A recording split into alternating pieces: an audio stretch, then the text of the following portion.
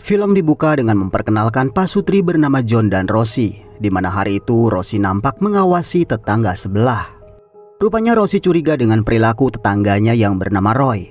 Pasalnya tak sekali ini ia mendengar suara tembakan. Akan tetapi John berkata Rosie tak perlu khawatir karena ia tahu Troy hanya suka berburu. What's he doing? Shooting rabbits. Di situ Rosie juga meminta John mencari pekerjaan lain karena pekerjaan John yang sebagai kurir narkoba membuat Rosie selalu mengkhawatirkan keselamatannya. John pun berjanji ia hanya akan menyelesaikan beberapa pengiriman lagi. Setelah tabungannya cukup, ia akan berhenti dan membawa Rosie ke tempat yang lebih baik. This is temporary. We'll deliver them. We're cool. Just straight with my uncle, and then we can get Oceanside, someplace nobody can find us. John kemudian pergi menemui seseorang bernama Neil. Selain ia adalah bandar obat, Neil juga ternyata adalah paman si John. Di situ mereka pun nampak berbincang, di mana kemudian terungkap kalau John adalah jebolan tentara. Ia kabur dari militer karena ia tak bisa berada jauh dari Rosie. Rosie's complaining about the bug. No problem, right? Setelah perbincangan tersebut, John pun keluar dengan membawa satu tas kecil. Sebelum pergi, ia sempat berpapasan dengan dua orang pria yang nampak tersenyum ke arah John.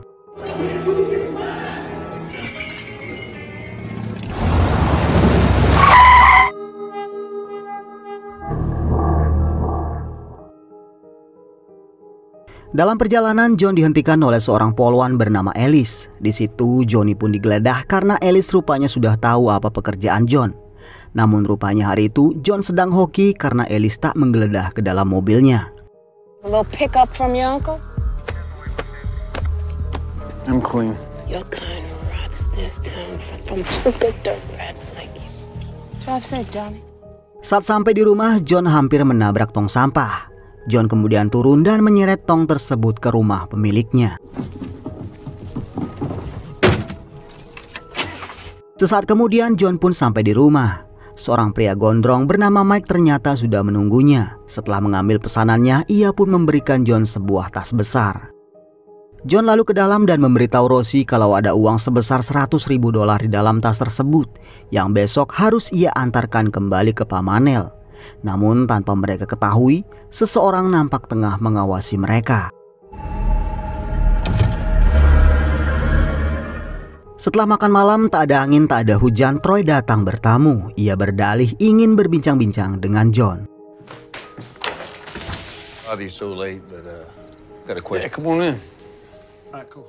Di situ Troy bertanya apakah John ada ke rumahnya karena ia melihat jejak kaki yang begitu janggal. John pun akhirnya mengaku kalau ia hanya meletakkan kembali tong sampah Troy yang ia lihat tadi siang di tengah jalan. Melihat Rosie mengintip, Troy pun mengundang Rosie bergabung. Mereka pun akhirnya berkenalan, di mana John mulai merasa risih saat melihat Troy meremas tangan Rosie. Y'all married? Yeah. Melihat teropong di dekat jendela, Troy berkata kalau ia juga memiliki benda tersebut. Ia lalu bertanya apa sebetulnya pekerjaan John, karena ia sering melihat beberapa mobil yang berbeda-beda datang ke rumah John. John nampak terdiam dan ia nampaknya enggan menjawab pertanyaan Troy. Namun Troy maklum akan hal tersebut. Ia berkata kalau ia juga punya rahasia, karena itulah ia tinggal di kota yang sepi ini. We all got our secrets. You do what you do. I do what I do. That's why we live out in these parts. Don't want to be bothered by. Nighty night, neighbor. Setelah Troy pergi, John pun meneropong. Di situ ia melihat mobil pickup yang siang ini berpapasan dengannya, yang ternyata mereka adalah anak-anak Troy.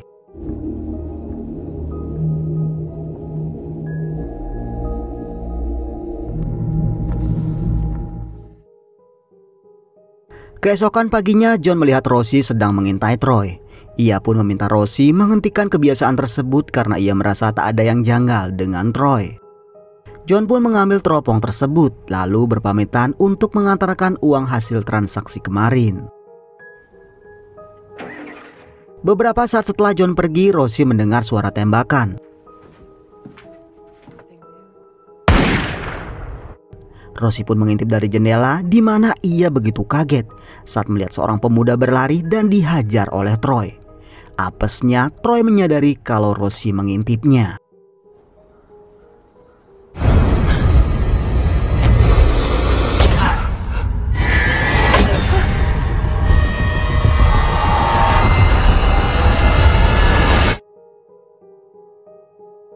Setibanya di tempat Nell, John hampir dihajar karena datang terlambat. Setelah John menjelaskan kalau ia memang kesiangan dan tak ada maksud apapun, Nell akhirnya mengerti.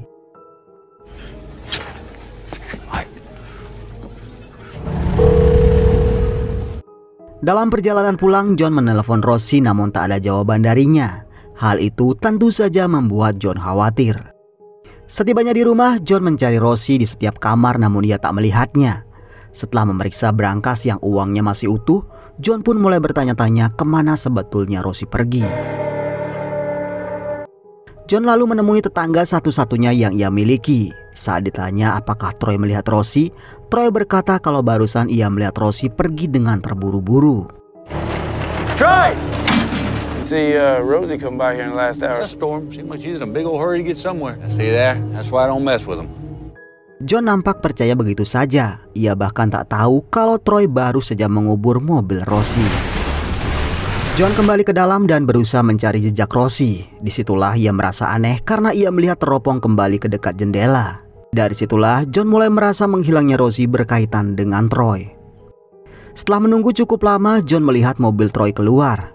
Ia lalu mengambil 2 botol bir dan berniat bertamu ke rumah Troy.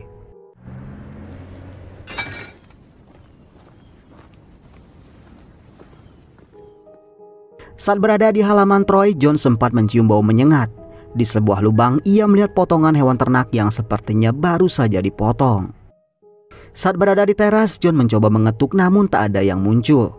John pun sepertinya sedang beruntung karena rupanya pintu rumah Troy tak dikunci.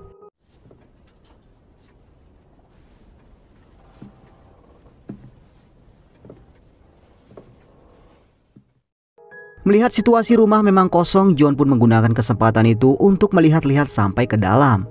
Disitulah ia melihat sebuah teropong di dekat jendela. Dari situ John mulai sadar kalau selama ini Troy sering mengawasinya. Sesaat kemudian John mendengar suara musik. John pun mencari arah sumber suara dan ternyata suara tersebut berasal dari basement.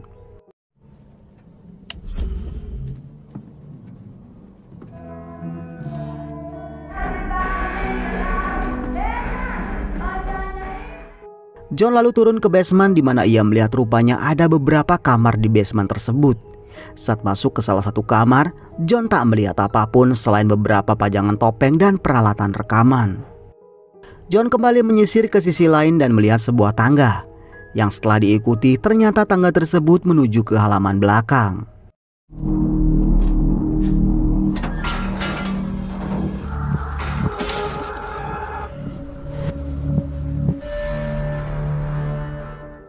Merasa ada yang aneh dengan Troy, John nekat kembali ke basement. Dan ternyata firasat John benar. Di satu kamar, John menemukan seorang remaja yang sepertinya habis disiksa. Bahkan ia juga sudah tak bernyawa. John masuk ke kamar yang lain dan kali ini ia menemukan seorang gadis bernama Sarah. Tentu saja Sarah histeris mengetahui kalau John datang untuk menyelamatkannya. I'm not one of them. Name? I'm Sarah. Sarah? I had to be able to help you. Please. You gotta be quiet, alright? John lalu bertanya apakah pemuda yang tewas di sebelah adalah pacarnya. Sarah berkata bukan karena pacarnya masih hidup dan ada di kamar yang lain. Setelah itu John pun ke kamar yang dimaksud. Namun di situ ia malah menemukan Rosie.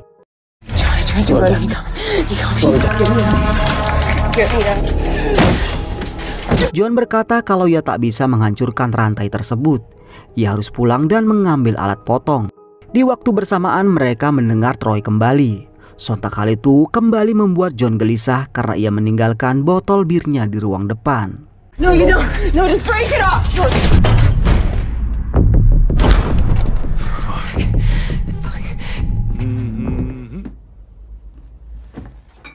Tak ada pilihan lain, John pun berniat menghajar Troy. John yakin bisa menang karena Troy seorang diri. John lalu ke atas dan bersiap dengan pisau lipatnya. Melihat Troy sedang bersantai, John pun mulai mendekat. Akan tetapi tiba-tiba saja anak-anak Troy datang.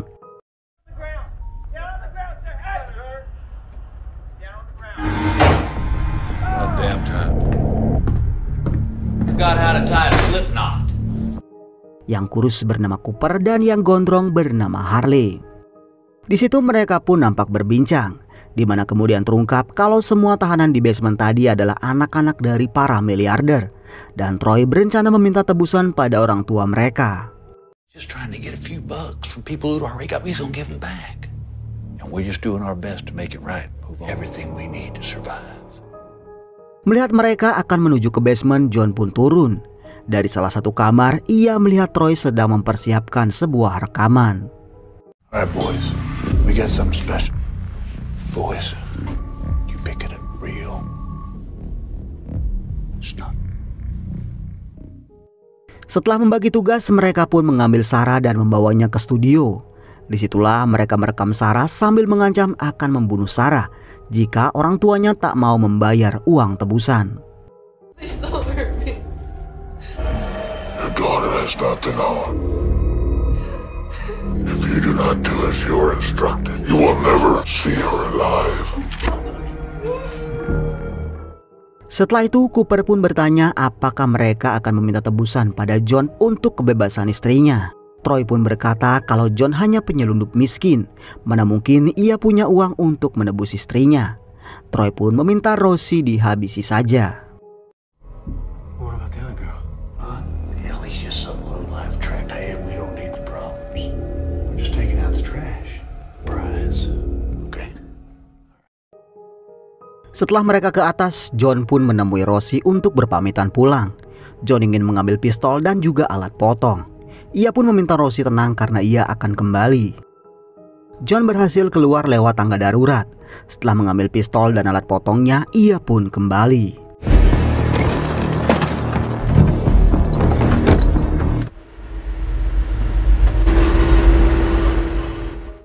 Dalam perjalanan, John melihat Troy dan Harley ingin mengubur jasad remaja yang tadi. Di waktu bersamaan, John melihat mobil patroli Alice melintas. Awalnya John berharap mereka akan ditangkap, namun ternyata Alice juga sudah disuap. Berpikir kalau Alice tak bisa diharapkan, John pun bergerak sendiri.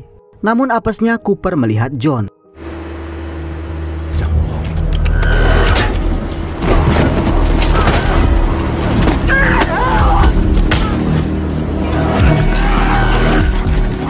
Cooper pun tak diberikan kesempatan melawan hingga ia pun akhirnya berhasil dihabisi John.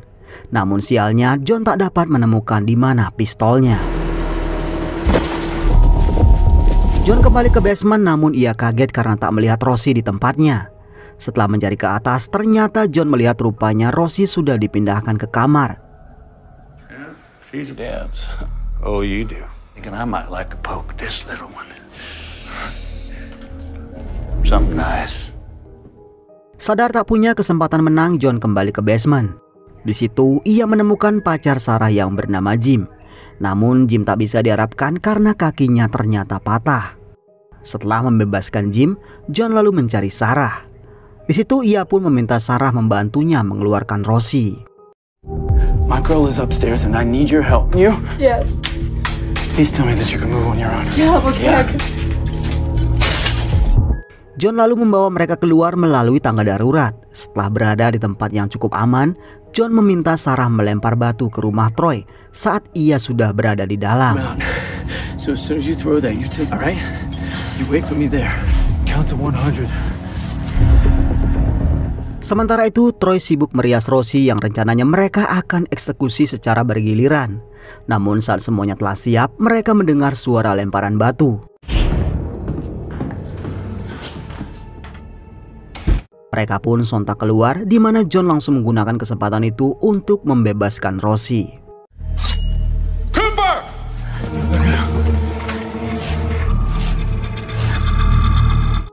Sementara itu, Troy dan Harley mulai mengkhawatirkan Cooper. Tak lama, Harley pun menemukan Cooper yang sudah tak bernyawa. Melihat hal tersebut, Troy pun syok bukan main. Ia pun seketika sadar siapa pelakunya saat melihat topi John di sana. Troy kembali ke kamar namun Rosie sudah lenyap.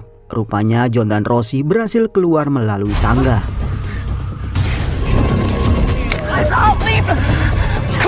Troy lalu menyalakan lampu halaman yang membuat John dan yang lain berlari menuju mobil. Namun masalah pun bertambah ketika Paman Neil juga datang. Belum sempat bercerita, sebuah tembakan mengenai anak buah Neil. John pun mengambil alih dan terjadilah baku tembak, yang mana kejadian itu malah membuat Jim menjadi korban.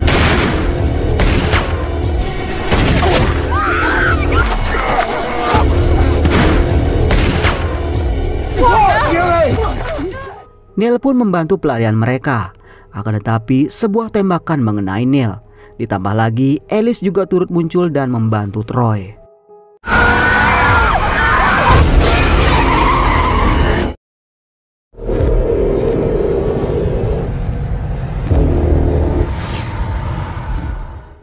Singkat cerita, John, Rosie, dan Sarah dibawa kembali ke rumah.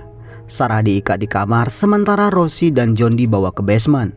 Setelah itu, Troy keluar dan terlihat meratapi kematian putranya. Di sisi lain, Rosie yang sudah disiksa sedari tadi akhirnya pura-pura mati. Saat Harley mendekatinya, tiba-tiba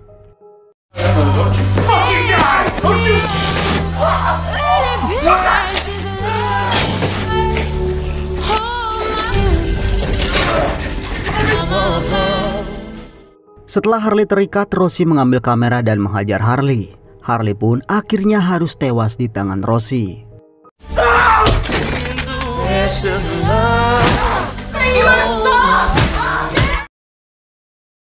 Rosie lalu ke tempat John dan berhasil menghajar Alice. Disitulah Alice pun mendapatkan nasib yang sama seperti Harley.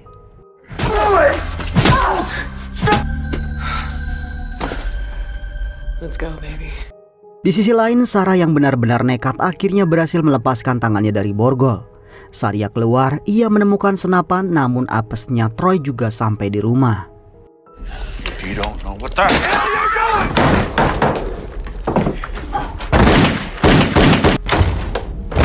Tak lama kemudian listrik tiba-tiba saja padam. Semua pintu dan jendela tiba-tiba juga terkunci.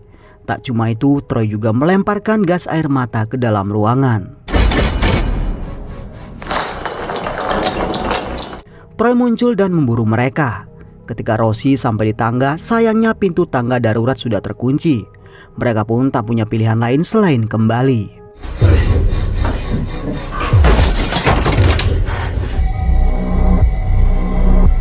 Sementara itu, Troy yang memburu John akhirnya dihajar habis-habisan oleh John.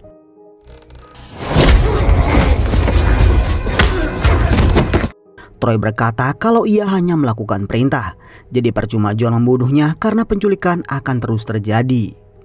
John pun tak peduli dan ia pun akhirnya menembak Troy. That's right. They all know who you are. Put the fucking gun down.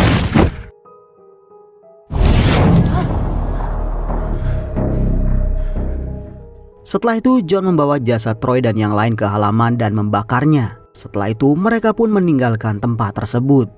Tak lama, petugas 911 juga tiba di lokasi dan mengevakuasi Sarah. Film pun diakhiri dengan memperlihatkan kebahagiaan John dan Rosie. Dengan tabungan yang mereka miliki dan uang yang mereka dapat dari rumah Troy, sepertinya mereka akan hidup bahagia. Karena kini mereka mampu membeli apapun yang mereka inginkan. Dan film pun selesai.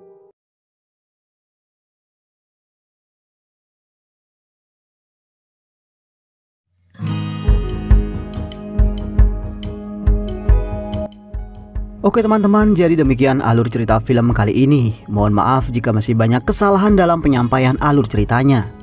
Akhir kata, semoga teman-teman sehat selalu. Jangan lupa subscribe dan sampai ketemu di video berikutnya.